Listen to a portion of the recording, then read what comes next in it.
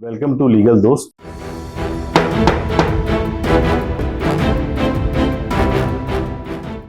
मैं Manish Yadav advocate, x secretary high court bar association Indore. आप सभी का इस प्लेटफॉर्म पर स्वागत है। आज हम बात करने जा रहे हैं महिला के गिरफ्तारी के बारे में कि महिला को किस प्रक्रिया के तहत गिरफ्तार किया जा सकता है और उसके क्या कानून है और उसके लिए क्या प्रोविजंस प्रोवाइड किए गए हैं हमारे कानून में। तो सीआरपीसी की धारा 41B और सीआरपीसी की ही धारा 46 के अंदर ये प्रोवाइड किया हुआ है कि किसी भी महिला को गिरफ्तार करने के लिए केवल महिला अधिकारी ही उसे गिरफ्तार कर सकती है, उसी की मौजूदगी में ही किसी महिला को गिरफ्तार किया जा सकता है। नंबर 2 मेन जो पॉइंट है कि सूर्यास्त के बाद किसी भी महिला को गिरफ्तार नहीं किया जा सकता है। हाँ, कई विशिष्ट परिस्थितियों में उसे घर पर ही अरेस्ट किया जा सकता है, पर उसे न्यायिक विरोध में नहीं लिया जा सकता। विशिष्ट परिस्थिति का मतलब यह है कि जहां देखा जाएगा कि कोई बहुत ही ज्यादा हीनियस क्राइम करा हो किसी महिला ने, या उससे उसके अबोध बालक को या अन्य परिवार के मेंबर्स को खतरे की संभावना बनती हो, तो उसे उसके घर पर ही होम अरेस्ट किया जा सकता है, पर उसे अरेस्ट करके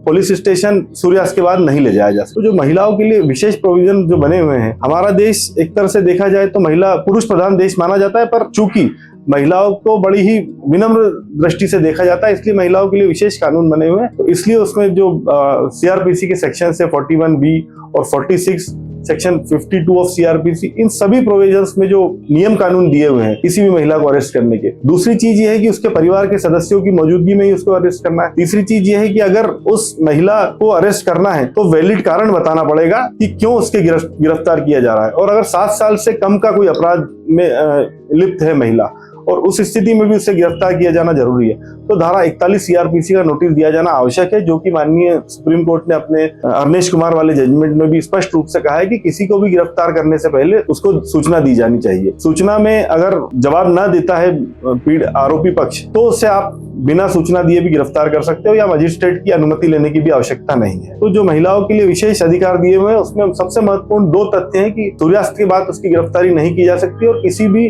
पुरुष अधिकारी को यह पावर नहीं है कि वो महिला को गिरफ्तार कर। तीसरा सबसे जो महत्वपूर्ण तथ्य यह है कि किसी भी गर्भवती महिला को भी गिरफ्तार करने के लिए विशेष प्रावधान सीआरपीसी में दिए हुए हैं कि किसी भी गर्भवती महिला को अगर ऐसी परिस्थिति बन गई है या वो ऐसे हीनियस क्राइम में इन्वॉल्व हो गई है, तो उससे गिरफ्तार करने के लिए भी मजिस्ट्रेट से विशेष अनुमति लेनी पड़ेगी। मजिस्ट्रेट उसमें मेडिकल बोर्ड गठन करने का ऑर्डर करेगा। मेडिकल बोर्ड ये पुष्टि करेगा कि हाँ, इस महिला को गिरफ्त में लिया जा सकता है, ये इस स्थिति में है कि इसको न्यायिक विरोध में लिया जा सकता है, तभी उसे गिरफ्तार किया जा सकता है। अन्यथा चूंकि उसके पेट में एक अबोध बच्चा भी है, एक भ्रूण भी जन्म ले चुका है, ऐसी स्थिति में भी उसके लिए विशेष प्रावधान बने हुए हैं। इसलिए भी सीआरपीसी की धाराएं बहुत महत्वपूर्ण हो जाती है कि अगर कोई महिला गर्भवती है या फिजिकली फिट नहीं है तो मजिस्ट्रेट विशेष अनुमति प्रदान करके उसकी गिरफ्तारी के आदेश पारित कर सकता है। पुलिस को कोई अधिकार नहीं है डायरेक्ट किसी गर्भवती महिला को गिरफ्तार करने। और जहां तक देखा गया है कि चाहे पुरुष हो या महिला हो, उसका गिरफ्तार करने के बाद मेडिकल किया जाता है, मेडिकल परीक्षण किया जाता है। तो महिलाओं के लिए विशेष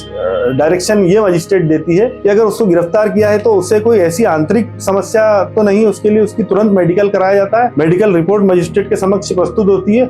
उसके अकॉर्डिंग अगर उसको कोई इलाज की या कोई उपचार की आवश्यकता होती है तो वो भी उसे नियम अनुसार प्रदान कराए जाने का प्रावधान सीआरपीसी में उपलब्ध। अगर इन प्रोविजंस का पालन पुलिस अधिकारी नहीं करते हैं तो न्यायालय उनके ऊपर दंडात्मक कार्रवाई कर सकती है। मजिस्ट्रेट उनके खिलाफ अनुशासनात्मक और दंडात्मक कार्रवाई करने के आदेश पारित कर सकती है, क्योंकि जो प्रोविजन सीआरपीसी के बने हैं उसका पुलिस को पालन करना अत्यावश्यक ही नहीं उनके ऊपर बंधनकारी है। तो अगर ऐसी स्थिति में कोई इसका पालन नहीं करता है तो उसके खिलाफ माननीय न्यायालय आदेश पारित कर सकती है और उनके उच्च अधिकारी भी इस मामले में आदेश पारित कर सकते हैं। और जो पक्ष है जिसको गिरफ्तार किया जा रहा है वो और उनके वकील इस संबंध में एक अर्जी भी दायर कर सकते हैं कि इन सब नियमों का पालन नहीं किया गया है।